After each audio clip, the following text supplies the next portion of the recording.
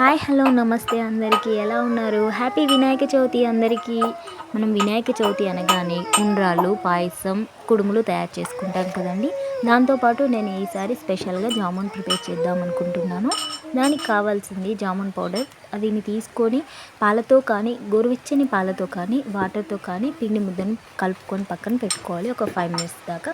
తర్వాత దాన్ని తీసుకొని ఇలా రౌండ్ బాల్స్ చేసేసుకొని పక్కన పెట్టుకుందాం. నెక్స్ట్ మనం చేయాల్సిన పని షుగర్ సిరప్ ప్రిపేర్ చేసుకోవడం.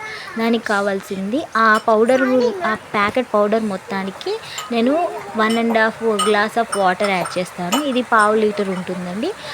స్వీట్కి తగ్గ షుగర్ వేసుకుంటాను. చిన్నపిల్లలు ఉన్నారు కాబట్టి నార్మల్ స్వీట్ వేసుకుంటాను. ఎక్కువ కావాలనుకున్న ఎక్కువ వేసుకొని ప్రిపేర్ చేసుకుంటాను. నెక్స్ట్ మనం చేయాల్సింది ఆయిల్ బాండి మీద పెట్టేసి ఆయిల్ హీట్ చేసుకోవాలి. అది కొంచెం హీట్ ఎక్కగానే మనం జామున్ ప్రిపేర్ చేసి పెట్టుకున్న జామున్ బాల్స్ని దాంట్లో వేసేసుకోవాలండి. ఎక్కువ హీట్ ఎక్కితే ఏమవుతుందంటే త్వరగా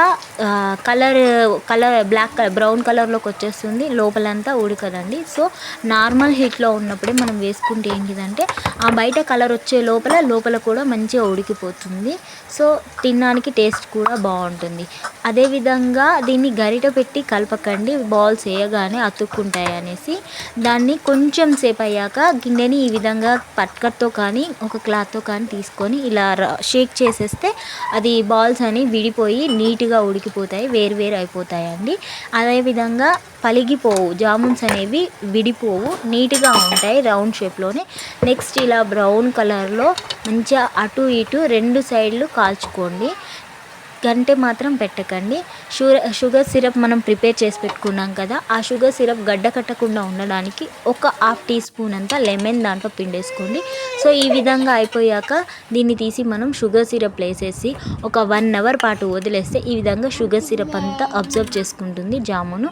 మనం దీన్ని ఫస్ట్గా గణేశునికి నైవేద్యంగా పెట్టి మన ఇంట్లో వాళ్ళము ఆరగిచ్చేస్తే సూపర్గా బొజ్జ గణేశుడు ఎంజాయ్ చేస్తాడు, మనము ఎంజాయ్ చేస్తాము. నా ఫుడ్ మీకు నచ్చినట్టయితే, నా ఐడియా మీకు నచ్చినట్టయితే ప్లీజ్ నా వీడియోని లైక్ చేసి, కామెంట్ చేసి, షేర్ చేయండి. అదేవిధంగా సబ్స్క్రైబ్ కూడా చేసుకోండి, మర్చిపోకండి. ఎవరైతే ఎంజాయ్ చేశారో నాకు ప్లీజ్ కామెంట్ చేయండి. చూస్తున్నారు కానీ ఎవరు నా వీడియోని లైక్ చేయట్లేదు. Please like the video. Bye.